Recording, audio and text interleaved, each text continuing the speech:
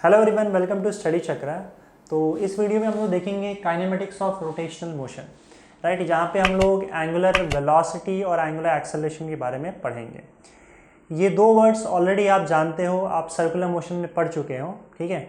यहाँ पे भी ये चीज़ कैसे आएगा वो देखते हैं। देखो, मैंने आपको बताया कि अगर एक बॉडी रोटेशनल मोशन परफॉर्म करती है, ये चीज़ पहले मैंने क्लियर कर दिया था कि अगर कोई बॉडी रोटेशनल मोशन परफॉर्म करती है अलोंग अ फिक्स्ड एक्सिस, जैसे कि ये बॉडी यहाँ पे मैंने ऐसा रखा है और किसी भी शेप का एक बॉडी ले लिया और इसको हम ऐसे घुमा रहे हैं, ऐसे घुमा रहे मतलब एक्सिस ऑफ रोटेशन ऐसे पास होगा और ये बॉडी ऐसे घूम रहा है, ऐसे, ठीक है, इस तरह से घूम रहा है। तो कोई बॉडी अगर रोटेशन परफॉर्म करता है तो उसके जितने भी पार्टिकल्स हैं वो सर्कल में घूमते हैं ऐसे, ये पार्टिकल ये भी सर्कल में घूमेगा ऐसे, राइट। और इन सारे सर्कल का जो सेंटर होगा वो हमेशा किसी एक लाइन पे आ जाएगा, ठीक है। ये छोटा सर्कल है, इसका भी सेंटर यहाँ पे आएगा, अगेन ये बड़ा सर्कल, इसका भी सेंटर यहाँ पे आएगा, और ये सारे सेंटर्स को आप मिला दोगे तो ये सारे सेंटर्स जो है वो इस एक्सिस के थ्रू पास हो रहे हैं। या फिर वो जो सेंटर्स है उस सेंटर्स के थ्रू जो लाइन पास होता है उसी को हम एक्सिस ऑफ रोटेशन बोलते हैं। ये बात क्लियर है। और एक्सिस ऑफ रोटेशन में जितने पार्टिकल्स होंगे वो फिक्स्ड होंगे, वो मूव नहीं करेंगे, they will be at rest, बाकी सारे पार्टिकल सर्कल में घूमते जाएंगे।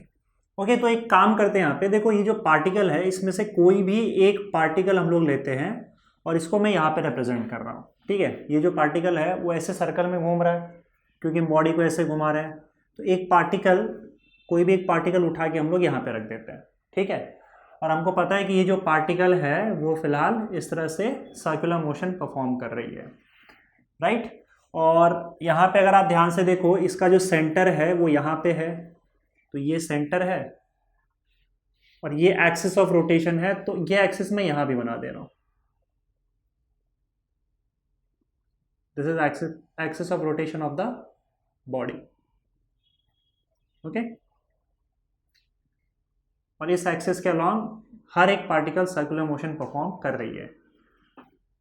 ये जो होगा ये सर्कल का रेडियस है, ओके। तो ये तो इस प्लेन में हो गया। अगर सपोज करो इस ये जो पार्टिकल है वो ऐसे सर्कल में घूम रही है, इसको अगर मैं ऊपर से देखूं, राइट, मुझे ये पार्टिकल कुछ ऐसे नजर आएगा सर्कल में घूमते हुए, ऐसे, ठीक है।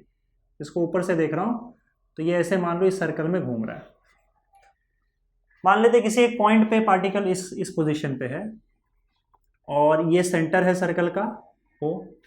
हम लोग को मालूम है, हमने सर्कुलर मोशन में ऑलरेडी पढ़ रखा है कि जहाँ पे पार्टिकल का पोजीशन होता है, अगर हम सेंटर से उस पोजीशन तक एक वेक्टर ड्रॉ करें तो उसको हम लोग रेडियस वेक्टर आर बार बोलते हैं।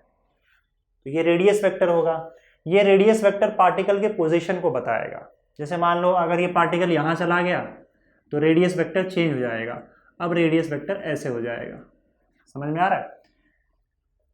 तो ये कहीं ना कहीं पोजीशन बताएगा कि कहाँ पार्टिकल जा रहा है।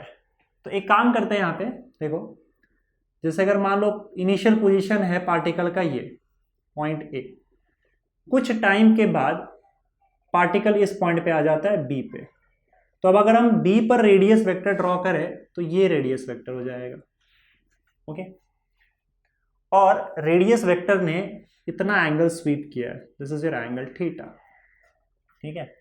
तो पार्टिकल जब मूव करती है तो रेडियस वेक्टर जितना एंगल स्वीप करती है उसको हम लोग क्या बोलते हैं, angular displacement. So this is your angular displacement. तो जितना एंगल कवर किया है उसको हम लोग एंगुलर डिस्प्लेसमेंट बोलते हैं, ओके।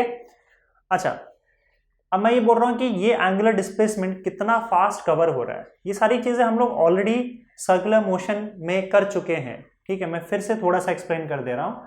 तो एक सिंगल पार्टिकल यहाँ पे बॉडी का सर्कुलर मोशन परफॉर्म कर रही है, तो इस सर्कुलर मोशन में हमने देखा पार्टिकल जब यहां से उठकर यहां आ जाएगी तो एंगल थीटा बनेगा, this angle is nothing but angular displacement, right.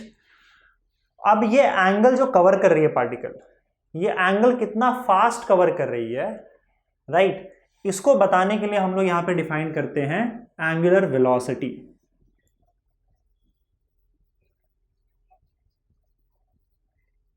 ठीक है। तो एंगुलर वेलोसिटी जब हम डिफाइन करते हैं उसको ओमेगा से रिप्रेजेंट करते हैं। तो यहाँ पे दो तरीके से हम लोग एंगुलर वेलोसिटी बता सकते हैं। जैसे मान लो हमने इसको इस पॉइंट से पॉइंट ए से पॉइंट बी तक वो गया, उसने एंगल कवर किया है थीटा, या फिर यहाँ पे देख लेते हैं इसको, जैसे पार्टिकल पॉइंट ए पे थी और पॉइंट ए से जब वो पॉइंट बी पे चली गई, तो इस एंगल को हम लोग डेल्टा थीटा मान लेते हैं। यहाँ थीटा नहीं मान रहा हूँ मैं, डेल्टा थीटा मान रहा हूँ। मतलब इतना डेल्टा थीटा एंगल उसने कवर किया, ये सर्कल में घूम रहा है पार्टिकल। तो इस सर्कल में घूमते घूमते ये रेडियस है, इसने जितना एंगल कवर किया उस एंगल को हम डेल्टा थीटा बोलते हैं जब वो पॉइंट ए से पॉइंट बी तक गया।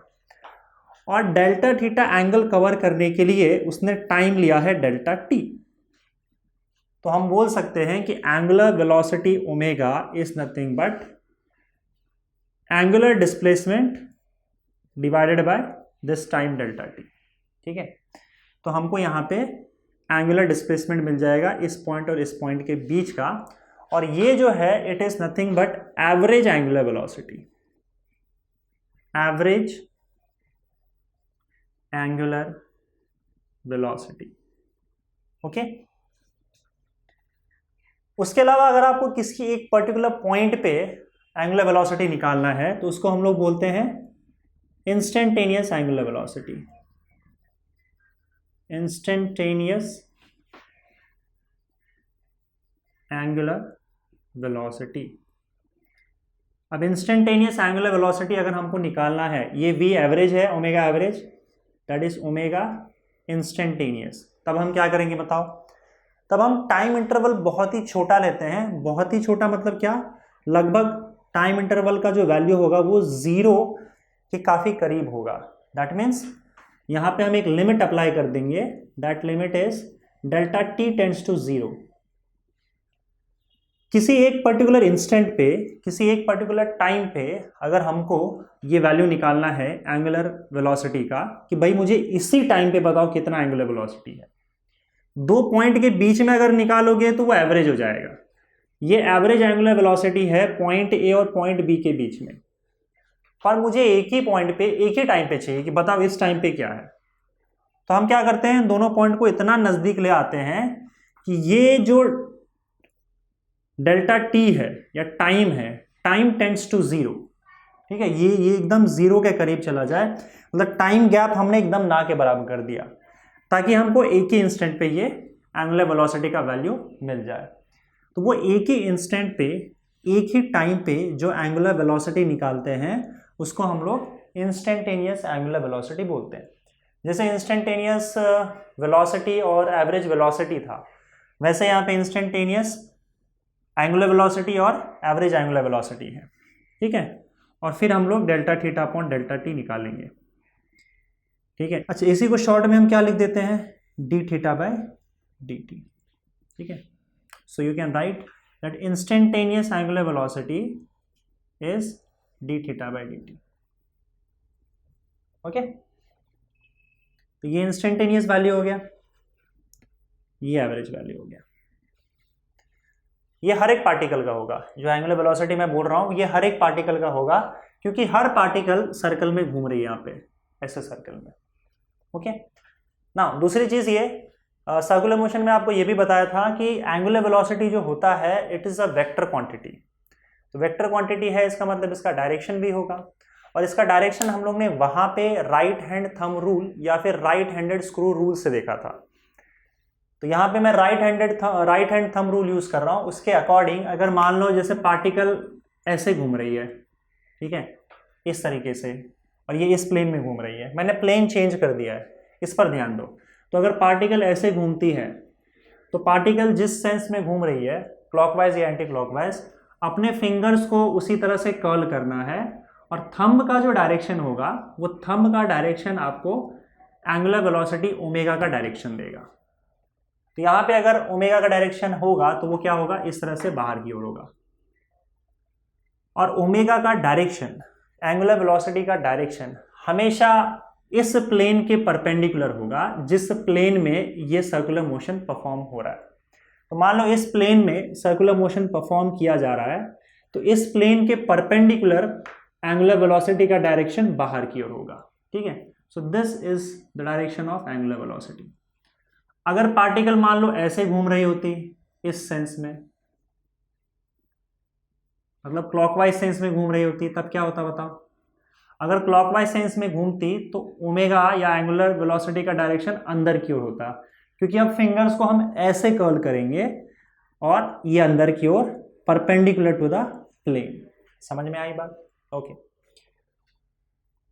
तो यहां पे अगर आप सपोज करो इसमें देखोगे तो क्या होगा, जैसे पार्टिकल मान लो ऐसे घूम रही है, ऐसे ये वाला जो पार्टिकल मैंने बनाया है वो इस प्लेन में बनाया, और एक्चुअली ध्यान से देखोगे तो जितने भी पार्टिकल्स हैं, क्योंकि हम उस बॉडी को ऐसे घुमा रहे हैं, ऐसे इस तरीके से, तो जितने भी यहाँ पे सर्कुलर मोशन हो रहा है वो सारे ऐसे हो रहे हैं, मतलब इस प्लेन में हो रहा है, ठीक है। तो ये भी इस प्लेन में बनाया। पार्टिकल कैसे घूम रही है? ऐसे घूम रही है। तो जब पार्टिकल ऐसे घूमेगी तो राइट हैंड थंब रूल का अगर आप यूज करोगे तो फिंगर्स को ऐसे कर्ल करोगे, क्योंकि इसी सेंस में रोटेशन हो रहा है, सर्कुलर मोशन हो रहा है। तो जब फिंगर्स ऐसे कर्ल करोगे तो ओमेगा का डायरेक्शन ऊपर, तो ये एंगुलर वेलोसिटी ओमेगा का डायरेक्शन ऊपर की ओर होगा, दैट इज दिस, ठीक है। रेडियस वेक्टर सेंटर से हमेशा बाहर की ओर जाता है, this is your radius vector, अगर पार्टिकल यहां पे है तो आई होप ये एंगुलर वेलोसिटी का कंसेप्ट आपका क्लियर हो चुका होगा ना। उसके अलावा मैंने आपको बताया था कि एंगुलर वेलोसिटी के अलावा यहाँ पे पार्टिकल की अपनी लीनियर वेलोसिटी भी होती है। जैसे अगर मान लो पार्टिकल इस पॉइंट पे है तो उसकी लीनियर वेलोसिटी यहाँ होगी, this is your linear velocity v, है ना। v पता है ना सब लोग को, डिस्प्लेसमेंट अपॉन टाइम और rate of change of displacement, ठीक है। तो इसकी लीनियर वेलोसिटी भी होगी, तो लीनियर वेलोसिटी इस पॉइंट पे यहाँ होगी। अगर इस पॉइंट पे किसी ने पूछा तो ये वेलोसिटी ऐसे जाएगी, ओके। तो ऐसे अलग अलग पॉइंट पे हमको क्या करना है, टेंजेंशियल डायरेक्शन में लीनियर वेलोसिटी होता है, ओके।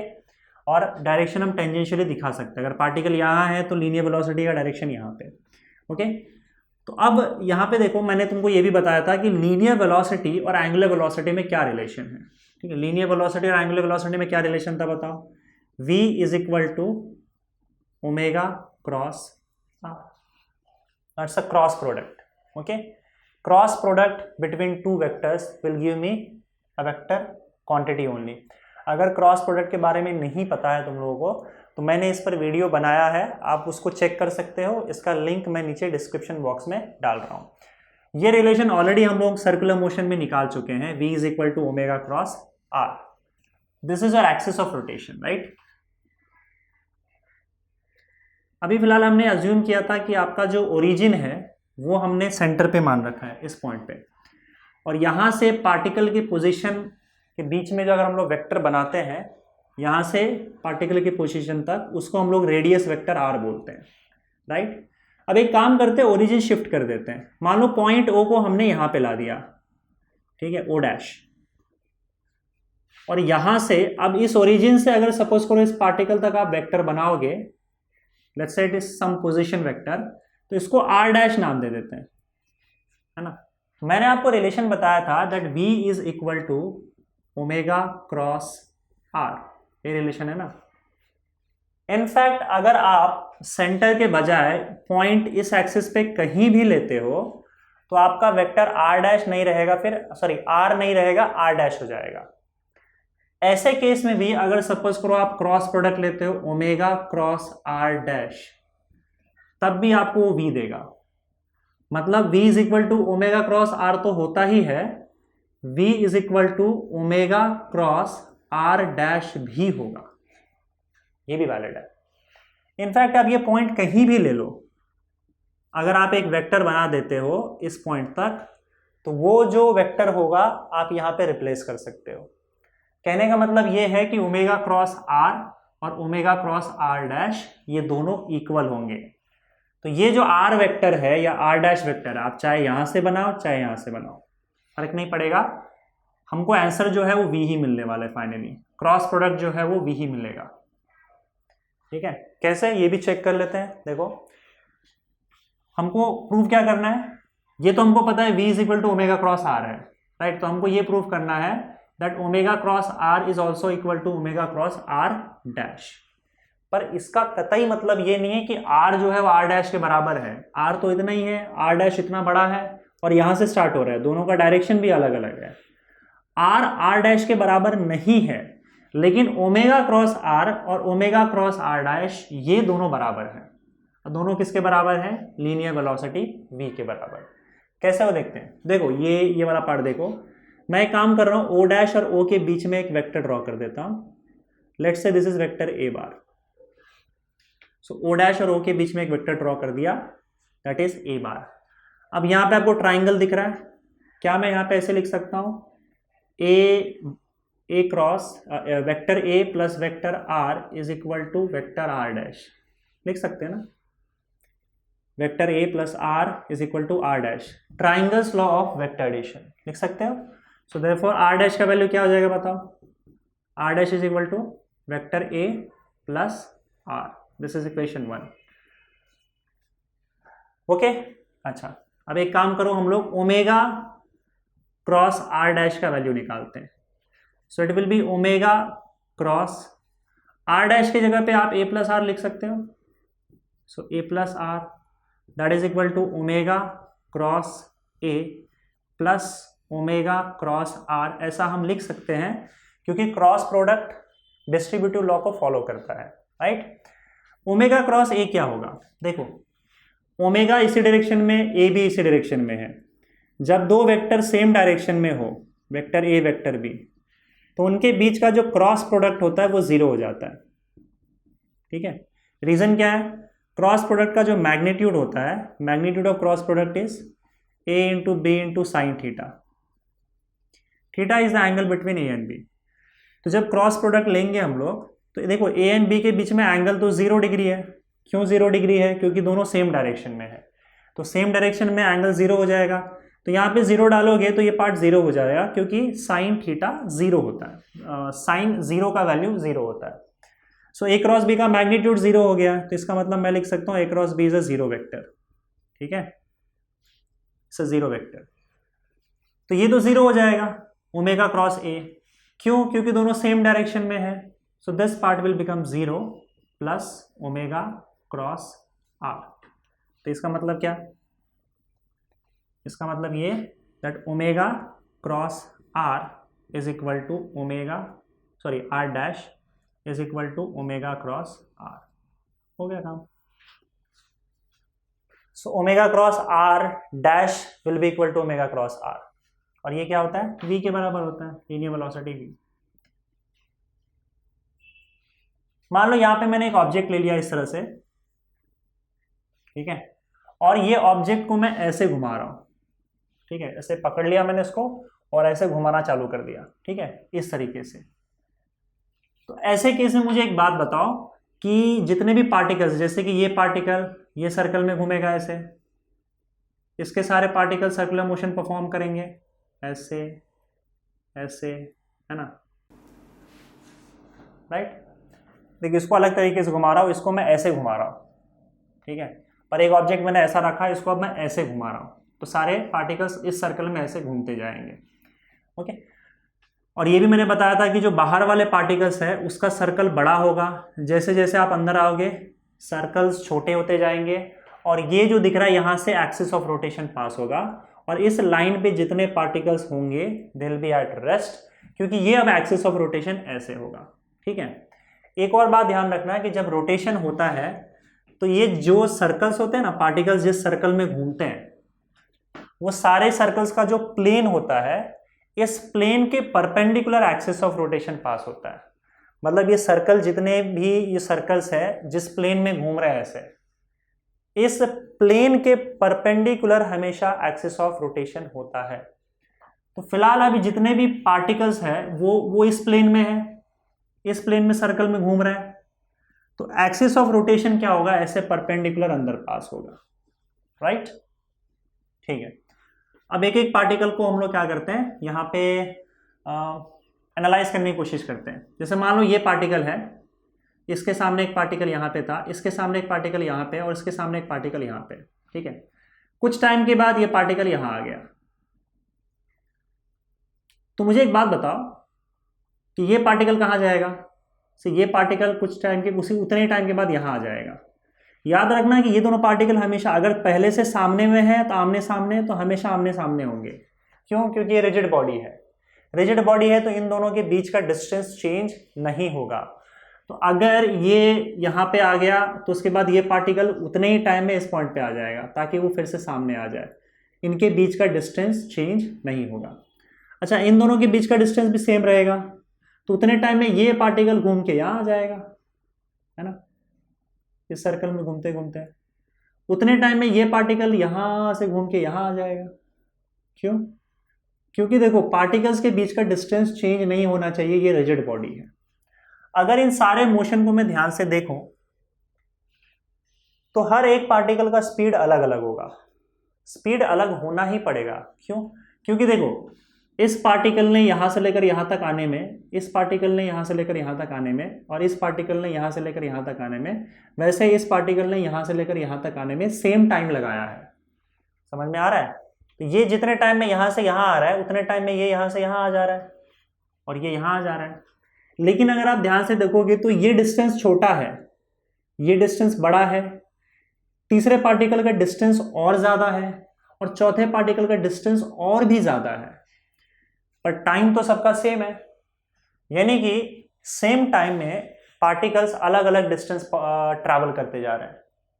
तो जब सेम टाइम दिया है, डिस्टेंस अलग अलग ट्रैवल कर रहे हैं, इसका मतलब हर एक पार्टिकल का जो स्पीड है वो अलग अलग है। अब मुझे बताओ, स्पीड सबसे ज्यादा किसका होगा और कम किसका होगा? देखो, उतने ही टाइम में ये जो सबसे बाहर वाला पार्टिकल है वो सबसे ज्यादा डिस्टेंस ट्रैवल कर रहा है, तो इसका मतलब बाहर वाले पार्टिकल का सबसे ज्यादा स्पीड होगा, राइट। स्पीड हम ऐसे डाइजेंशियली दे सकते हैं, ये इसका स्पीड हो गया। उसी तरह से ये वाला पार्टिकल, इसका स्पीड कम होगा क्योंकि अब वो थोड़ा कम डिस्टेंस ट्रैवल कर रहा है उतने ही टाइम पे। इसका स्पीड और कम होगा, इसका स्पीड सबसे कम होगा। इनफैक्ट अगर मैंने एक और पार्टिकल अंदर ले लिया जैसे इसके अंदर, तो उसका स्पीड और कम हो जाएगा। तो यानी कि एक रोटेशनल मोशन की अगर हम बात करें तो हर एक पार्टिकल का स्पीड सेम नहीं होता है। समझ में आ रहा है? जैसे जैसे आप बाहर से पार्टिकल को अंदर लेते जाओगे सेम प्लेन में, स्पीड कम होता जाता है, और सेंटर पे जो पार्टिकल रखा हुआ है उसका स्पीड 0 होता है। समझ में आ रहा है? सबसे ज्यादा स्पीड होता है जो सबसे बाहर पार्टिकल घूम रहा है। स्पीड अलग अलग हो गया। लेकिन अगर मैं आपसे ये पूछूं कि भाई एक बात बताओ, एंगल का क्या ख्याल है? एंगल मतलब क्या? देख, अगर सपोज करो ये पार्टिकल जो है इस सर्कल में घूम रहा है, तो इस पॉइंट से इस पॉइंट पे आया, तो इसने कितना एंगल बनाया? मान लो इसने जो एंगल बनाया, दिस एंगल इज थीटा, ये थीटा एंगल बना रहा है, ठीक है। तो ये पार्टिकल जब यहां से यहां आया था तो इसने क्या किया है, अंदर वाले सर्कल में इसने थीटा एंगल बनाया। लेकिन अगर आप गौर से देखोगे तो ये एक स्ट्रेट लाइन है, ये एक स्ट्रेट लाइन है, इस पार्टिकल ने भी उतना ही एंगल बनाया, इस पार्टिकल ने भी उतना ही एंगल बनाया, और इस पार्टिकल ने भी उतना ही एंगल बनाया। सबका स्पीड अलग अलग है पार्टिकल का, लेकिन सारे पार्टिकल एंगल एक ही बना रहे हैं, है ना। ये तो कुछ ऐसा ही हो गया ना कि ये ऐसे है और ये ऐसे है। अंदर वाले पार्टिकल ने इतना डिस्टेंस ट्रैवल किया, बाहर ने इतना डिस्टेंस ट्रैवल किया, बाहर वाले पार्टिकल ने फिर इतना डिस्टेंस ट्रैवल किया यहां से लेकर यहां तक। तो सबने डिस्टेंस भले ही अलग अलग ट्रैवल किया हो, जिसकी वजह से उनका स्पीड अलग अलग है, सबसे फास्ट ये जा रहा है, पर मैं बोल रहा हूं कि एंगल तो सबने सेम ट्रैवल किया है। समझ में आ रहा है? तो हमको पता है ओमेगा क्या होता है, it is angle upon time, angular displacement upon time, यही होता है ना एंगुलर वेलोसिटी। तो अगर मैं एंगुलर वेलोसिटी की बात करूं, दिस इज एंगुलर वेलोसिटी, तो सब सेम टाइम में सेम एंगल कवर कर रहे हैं। यहां पे क्लियर दिख रहा है कि सब सेम टाइम में सेम एंगल कवर कर रहे हैं। तो जो सेम टाइम में सेम एंगल कवर कर रहे हैं, इसका मतलब हर एक पार्टिकल का एंगुलर वेलोसिटी सेम है। समझ में आ रहा है? लीनियर वेलोसिटी या स्पीड सबका अलग अलग है, लेकिन एंगुलर वेलोसिटी सबका सेम है। मैग्नीट्यूड तो सेम है ही, साथ साथ डायरेक्शन भी सेम है। कैसे बताओ? क्योंकि अगर आप ओमेगा का डायरेक्शन देखोगे तो देखो ये सर्कल में घूम रहा है, तो सारे तो इसी सेंस में घूम रहे हैं, ऐसे सारे तो ऐसे ही सर्कल में घूम रहे हैं ना, और वो भी एंटी क्लॉकवाइज। तो सबका डायरेक्शन इस प्लेन के परपेंडिकुलर बाहर की ओर होगा। Right hand thumb rule use करोगे सबके लिए, तो सारे इसी सेंस में घूम रहे हैं, तो इस प्लेन के परपेंडिकुलर आपका जो डायरेक्शन होगा ओमेगा का वो बाहर होगा, और ये सबके लिए होगा। तो सबका ओमेगा का वैल्यू भी सेम आ रहा है, सबका डायरेक्शन भी सेम आ रहा है, तो इसका मतलब हम ये बोल सकते हैं कि हर एक पार्टिकल का एंगुलर वेलोसिटी सेम होता है। ठीक है, सो ऑल द पार्टिकल्स जो भी इस प्लेन में अभी फिलहाल घूम रहे हैं, all the particles are having same angular velocity. In fact मैं ये बोल रहा हूं कि जैसे पार्टिकल घूमता है, अच्छा इस केस में एंगुलर वेलोसिटी का डायरेक्शन ऊपर की ओर होगा, क्योंकि पार्टिकल्स अब ऐसे घूम रहे हैं ना, तो एंगुलर वेलोसिटी का डायरेक्शन ऊपर की ओर, और सारे पार्टिकल इसी प्लेन में घूम रहे हैं, तो सबका डायरेक्शन ऊपर ही होगा। तो ये अलग अलग ऐसे प्लेन सारे पैरेलल है, तो सबका डायरेक्शन ऊपर की ओर होगा, और साथ साथ मैं बोल रहा हूं कि सबका मैग्नीट्यूड भी सेम है, क्योंकि सारे पार्टिकल्स सेम टाइम पे सेम एंगल कवर कर रहे हैं। अब जैसे मान लो यहाँ पे आप देखो सारे पार्टिकल्स ऐसे अरेंज्ड हैं, एक इसका एग्जांपल ले लेते, चलो ये सारे पार्टिकल्स ऐसे हैं, यहाँ पे फिक्स हैं। मैं बोल रहा हूँ कि जैसे ही घूमना शुरू करेगा तो सारे पार्टिकल्स एक साथ एंगल कवर करेंगे और एक साथ सेम एंगल कवर करेंगे। तो इसका मतलब सेम टाइम में पूरे बॉडी का हर एक पार्टिकल सेम टाइम में सेम एंगल कवर कर रहा है, तो एंगुलर वेलोसिटी जो होगा वो सबका सेम होगा इन केस ऑफ रोटेशन। तो यहां पे एक इंटरेस्टिंग चीज आपको नोट करना पड़ेगा, मैंने ट्रांसलेशन के केस में बताया था, now you have to remember it for rotational motion as well. हमने जब प्योर ट्रांसलेशन और प्योर रोटेशन की बात की थी, तो यहां पे अब आपको क्लियर आइडिया आएगा कि प्योर ट्रांसलेशन हम लोग कब बोलेंगे और प्योर रोटेशनल मोशन हम लोग कब बोलेंगे।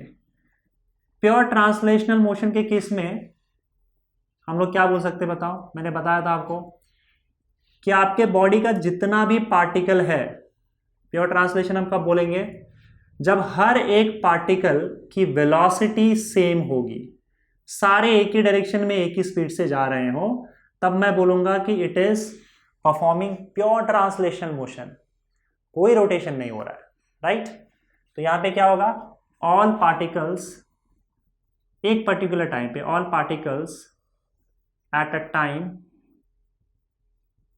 Have same velocity. सी ऐसा नहीं कि इनकी वेलोसिटी चेंज नहीं हो सकती, चेंज कर सकते हो आप। मान लो यहाँ पे 5 मीटर पर सेकेंड से जा रही है, आपने धक्का दिया इसको, तो पार्टिकल का स्पीड मान लो 7 मीटर पर सेकेंड हो गया, लेकिन हर एक पार्टिकल का स्पीड 7 मीटर पर सेकेंड हो जाएगा। समझ में आ रहा है, मतलब किसी एक टाइम पे हर एक पार्टिकल सेम स्पीड से जाएंगे। कुछ टाइम पहले सारे पार्टिकल 5 मीटर पर सेकेंड से जा रहे थे, कुछ टाइम के बाद सारे पार्टिकल 7 मीटर पर सेकेंड की स्पीड से जा रहे हैं। लेकिन ऐसा कभी नहीं होगा कि एक पार्टिकल 5 से जा रहा है दूसरा पार्टिकल 7 से जाएगा। समझ में आ रहा है।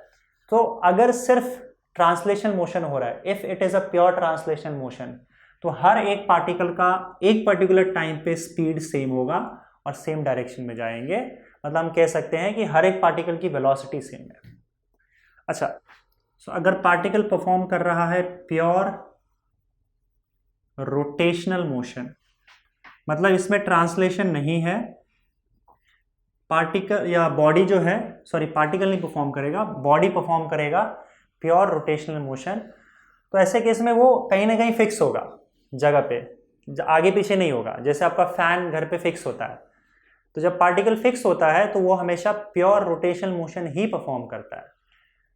तो इसकी क्या पहचान है, ऐसे केस में अगर कोई ऑब्जेक्ट है आपके पास जो प्योर रोटेशनल मोशन परफॉर्म कर रहा है, मान लो it is performing pure rotational motion, तो जितने भी पार्टिकल्स हैं इसके, उन सारे पार्टिकल्स का एंगुलर वेलोसिटी सेम होगा। इस केस में प्योर ट्रांसलेशन मोशन में वेलोसिटी सेम था, या आप कह सकते हो लीनियर वेलोसिटी सेम था। इस केस में क्या होगा, all particles at a time have same angular velocity, इस केस में एक पर्टिकुलर टाइम पे हर एक पार्टिकल का एंगुलर वेलोसिटी सेम होगा। देखो इसमें भी ऐसा नहीं है कि पार्टिकल्स के एंगुलर वेलोसिटी को हम बढ़ा नहीं सकते। इसको अगर मान लो हमने फिर जोर से घुमा दिया, तो पहले एंगुलर वेलोसिटी 5 था, अब हो सकता है उसका एंगुलर वेलोसिटी 8 हो गया हो। लेकिन अगर पहले एंगुलर वेलोसिटी 5 था तो हर एक पार्टिकल का एंगुलर वेलोसिटी 5 होगा। एंगुलर वेलोसिटी को हम रेडियन पर सेकेंड में मेजर करते हैं, सो 5 रेडियन पर सेकेंड। बाद में मान लो हमने इसकी एंगुलर वेलोसिटी को बढ़ा दी, तो क्या होगा बताओ, 8 रेडियन पर सेकेंड हो जाएगा, और क्या, यही होगा ना। लेकिन जब 8 रेडियन पर सेकेंड हुआ है तो हर एक पार्टिकल का अब 8 रेडियन पर सेकेंड ही एंगुलर वेलोसिटी होगा। ऐसा नहीं होगा कि एक पार्टिकल ज़्यादा फास्ट घूम रहा है, एक पार्टिकल हल्के से घूम रहा है, ये नहीं होगा प्योर रोटेशनल मोशन में। If there is pure rotational motion तो हर पार्टिकल का एंगुलर वेलोसिटी सेम होगा एक पर्टिकुलर टाइम पे। क्लियर है? तो इस तरीके से हम पहचान कर सकते हैं कि बॉडी प्योर रोटेशनल मोशन या प्योर ट्रांसलेशन मोशन परफॉर्म कर रही है। अगर ये दोनों कंडीशन नहीं है, राइट, बॉडी के हर एक पार्टिकल की वेलोसिटी भी सेम नहीं है, बॉडी के हर एक पार्टिकल की एंगुलर वेलोसिटी भी सेम नहीं है, तो इसका मतलब ना ही वो प्योर ट्रांसलेशनल है और ना ही वो प्योर रोटेशनल है। ऐसा केस तभी हो सकता है जब पार्टिकल ट्रांसलेशनल और रोटेशनल मोशन दोनों एक साथ परफॉर्म करें, कॉम्बिनेशन में। पार्टिकल अगर एक साथ ट्रांसलेशनल और रोटेशनल मोशन परफॉर्म करती है तो ना ही हर एक पार्टिकल का वेलोसिटी सेम होगा और ना ही हर एक पार्टिकल का एंगुलर वेलोसिटी सेम होगा। अलग अलग एंगुलर वेलोसिटी और अलग अलग लीनियर वेलोसिटी हो सकता है। ओके, ठीक है। अच्छा, इससे एक इंटरेस्टिंग चीज आपको समझ में आएगी कि हम ना, क्योंकि यहाँ पे देखो प्योर ट्रांसलेशन मोशन जब बॉडी करता है तो हर एक पार्टिकल वैसे भी सेम वेलोसिटी से जा रहा है। जैसे मान लो हर एक पार्टिकल के वेलोसिटी का वैल्यू है 5 मीटर पर सेकेंड, तो अब हम हर एक पार्टिकल की बात नहीं करते हैं कि देखो ये पार्टिकल, इसका वेलोसिटी 5 मीटर पर सेकेंड, इसका भी 5 मीटर पर सेकेंड, इसका भी 5 मीटर पर सेकेंड। हमको पता है हर एक पार्टिकल की वेलोसिटी 5 मीटर पर सेकेंड है, हर एक पार्टिकल का। तो हम क्या बोलते हैं, हम ये बोल देते हैं कि इस बॉडी की ही वेलोसिटी 5 मीटर पर सेकेंड है। थोड़ा समझो इस चीज को, पूरे बॉडी की वेलोसिटी बोल देते हैं, ठीक है। हम वर्ड क्या यूज करते हैं कि इस बॉडी की वेलोसिटी 5 मीटर पर सेकेंड है। ऐसा कहना सही होगा क्योंकि वैसे भी बॉडी के हर एक पार्टिकल की वेलोसिटी सेम है, राइट। तो जब प्योर ट्रांसलेशन मोशन होता है बॉडी का, तो मैं स्टेटमेंट देता हूं कि ये बॉडी 5 मीटर पर सेकेंड की स्पीड से आगे जा रही है। तो मेरे कहने का मतलब आप समझ जाओगे कि मैंने बॉडी की वेलोसिटी बोली है, मतलब ट्रांसलेशन मोशन में है वो, और हर एक पार्टिकल का सेम स्पीड है, सेम डायरेक्शन में। क्लियर है? वैसे ही यहाँ पे प्योर रोटेशन मोशन में जब हम ये बोल सकते हैं, क्योंकि हर एक पार्टिकल का एंगुलर वेलोसिटी सेम होता है, तो ऐसे केस में हम बोल सकते हैं कि इस बॉडी का एंगुलर वेलोसिटी कुछ ना कुछ होगा। जैसे कि अगर मान लो हर एक पार्टिकल की एंगुलर वेलोसिटी 5 रेडियन पर सेकेंड है, एंगुलर वेलोसिटी 5 रेडियन पर सेकेंड है, तो क्योंकि हर एक पार्टिकल का एंगुलर वेलोसिटी सेम होता है, तो मैं ये बोल सकता हूं कि इस बॉडी का, ये जो रिजिड बॉडी आपको दिख रहा है, इस रिजिड बॉडी का एंगुलर वेलोसिटी 5 रेडियन पर सेकेंड है। अगेन ऐसा कहना सही होगा, बॉडी वर्ड यूज करना सही होगा, क्योंकि हमको पता है कि वैसे भी हर एक पार्टिकल का तो सेम एंगुलर वेलोसिटी है, तो क्यों ना मैं हर एक पार्टिकल बोलने के बजाय बॉडी ही बोल दूं। सो बॉडी की एंगुलर वेलोसिटी 5 रेडियन पर सेकेंड, राइट। क्लियर है? चलो ठीक है। अच्छा, इतनी चीज आपको समझ में आ गई हो। इसमें एक और चीज ध्यान रखना कि अगर बॉडी मान लो प्योर रोटेशनल मोशन परफॉर्म कर रही है, देखो ट्रांसलेशन मोशन परफॉर्म करेगी, प्योर तो घूमने का तो सवाल ही नहीं होता। मान लो body pure rotational motion perform कर रही है किसी एक पर्टिकुलर एक्सिस के अलावा, राइट। तो मैंने आपको क्या बताया कि रोटेशन में हर एक पार्टिकल का स्पीड अलग अलग होता है। जो सबसे बाहर वाला पार्टिकल होगा उसका स्पीड सबसे ज्यादा होगा। जैसे जैसे आप अंदर एक्सिस की ओर जाओगे, तो एक्सिस की ओर जैसे जाते हो तो स्पीड धीरे धीरे कम होने लगता है। और फाइनली जब आप एक्सिस के पार्टिकल को कंसिडर करते हो तो एक्सिस का पार्टिकल रेस्ट पे होता है। मैं प्योर रोटेशन की बात कर रहा हूं। तो क्या ऐसा है कि कोई भी दो पार्टिकल मुझे इस पूरे बॉडी पे नहीं मिलेगा जिसकी स्पीड सही हो, सेम होगी? क्या ऐसा पॉसिबल है कि मुझे ऐसे बहुत सारे पार्टिकल इसमें मिल जाए जिन सब का स्पीड एक जैसा हो या फिर सेम हो? क्या ये पॉसिबल है? ये पॉसिबल है। कैसे, मैं बताता हूं। जैसे मान लो एक बॉडी तुम कंसिडर करो जो इस एक्सिस के अलोंग घूम रहा है, ठीक है, ऐसे। तुम ये वाला पार्टिकल कंसिडर कर लो, ये वाला पार्टिकल इस सर्कल में घूम रहा है, ठीक है। क्योंकि सर्कल बड़ा है, वो बड़े सर्कल को कंप्लीट कर रहा है, तो ऑब्वियस सी बात है, मैंने बताया था बाहर का पार्टिकल का जो स्पीड होता है वो ज्यादा होता है। अच्छा, उसके बाद उसी प्लेन में, इसी प्लेन में, जिस प्लेन में ये पार्टिकल सर्कल में घूम रहा है, उसी प्लेन में अगर एक आगे का पार्टिकल तुम कंसिडर करोगे तो इस पार्टिकल का स्पीड अब कम हो जाएगा, और अंदर जाओ, इस पार्टिकल का स्पीड इससे कम होगा।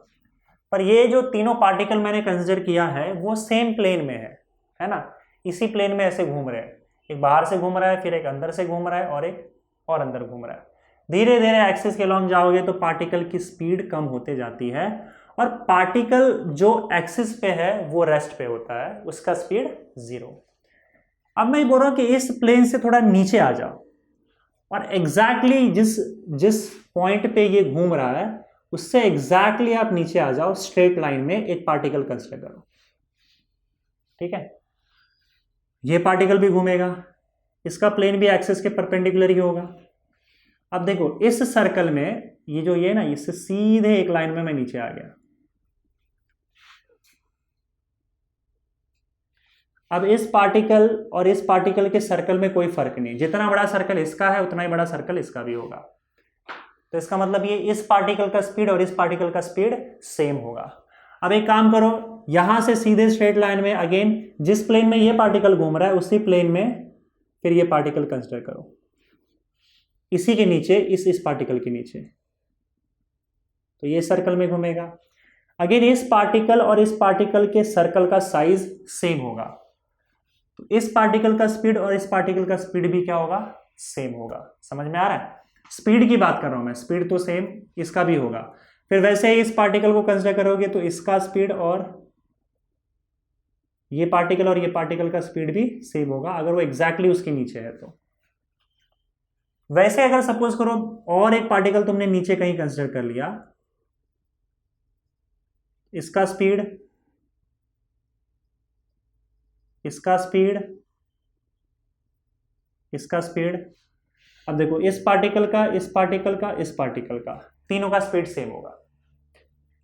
इसका, इसका और इसका सेम होगा, इसका, इसका और इसका सेम होगा। इनफैक्ट इस लाइन पे, मतलब ये जो एक्सिस दिख रहा है ना, अच्छा एक्सिस की बात करें तो एक्सिस पे ये जो सेंटर पे ये पार्टिकल है, ये पार्टिकल है और ये पार्टिकल, इन तीनों का स्पीड तो वैसे भी सेम है, क्योंकि एक्सिस पे है तो तीनों पार्टिकल रेस्ट पे है। अब थोड़ा ध्यान से समझो इस चीज को, एनालिसिस को समझो। एक्सिस के पैरेलल जो भी लाइन है, अब ये लाइन अगर देखोगे तो एक्सिस के पैरेलल है, इस पैरेलल लाइन पे जितने भी पार्टिकल्स आएंगे they all are having same speed. इस लाइन पे भी जितने भी पार्टिकल्स आएंगे they all are having same speed. समझ में आ रहा है? एक्सिस पे भी जितने भी पार्टिकल्स आएंगे उनका स्पीड तो वैसे भी सेम होता है, क्योंकि सारे पार्टिकल्स का स्पीड 0 होता है जो एक्सिस पे है। और इस एक्सिस के पैरेलल अगर कोई भी लाइन में पास करूं, उस पे जितने भी पार्टिकल्स होंगे एक लाइन में एक्सिस के पैरेलल, उन सारे पार्टिकल्स का स्पीड सेम होगा। समझ में आ रहा है? हाँ, अगर मान लो इस प्लेन में, मैं एक प्लेन में कंसिडर करता हूं, तो प्लेन में जो प्लेन इसके परपेंडिकुलर है, मान लो इसमें जितने भी पार्टिकल्स में दिख रहे हैं उसमें जो बाहर वाला सर्कल होगा उसका स्पीड सबसे ज्यादा होगा उस पार्टिकल का, और जैसे जैसे आप अंदर आते जाओगे एक्सिस के पास तो सर्कल छोटा होता जाता है और स्पीड कम होता जाता है। ठीक है, तो ऐसे ढेर सारे पार्टिकल्स हमको एक लाइन पे मिल जाएंगे जिनका स्पीड सेम होता है।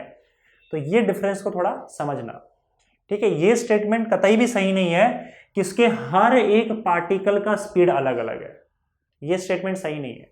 आपको बहुत से ऐसे पार्टिकल्स मिल जाएंगे जिनका स्पीड सेम होता है, राइट। और ऐसा नहीं है कि हर एक पार्टिकल का जो स्पीड है वो अलग अलग है। हाँ, लेकिन इस प्लेन में हमने देखा कि इसका स्पीड ज़्यादा है, इसका स्पीड कम, इसका स्पीड कम और फिर इसका स्पीड 0। तो ऐसे तो अलग अलग स्पीड हैं, पर बहुत से पार्टिकल्स ऐसे मिल जाएंगे जिनका स्पीड सेम भी होता है। लेकिन अगर एक प्योर रोटेशन मोशन है तो ये चीज़ गारंटीड है कि जितने भी पार्टिकल्स आपको बॉडी में दिखाई दे रहे हैं उनका एंगुलर वेलोसिटी सबका सेम होगा। ये क्लियर है। प्योर रोटेशन की ये पहचान ही है कि हर एक पार्टिकल का एंगुलर वेलोसिटी सेम होगा और सेम एंगुलर वेलोसिटी से सब घूमेंगे एक्सिस के अलावा, ठीक है। तो ठीक है, वीडियो थोड़ा लंबा हो गया, एक काम करेंगे अगले वीडियो में हम लोग एंगुलर एक्सेलरेशन के बारे में देखेंगे और साथ में जो काइनेमेटिकल इक्वेशंस रोटेशन के लिए यूज होता है, जो ऑलरेडी हम लोग सर्कुलर मोशन में पढ़ चुके हैं, वो वापस से हम लोग यहाँ पे देखेंगे। रोटेशन में भी वही काइनेमेटिकल इक्वेशंस यूज होगा, ठीक है। मिलते हैं नेक्स्ट वीडियो में। Thank you.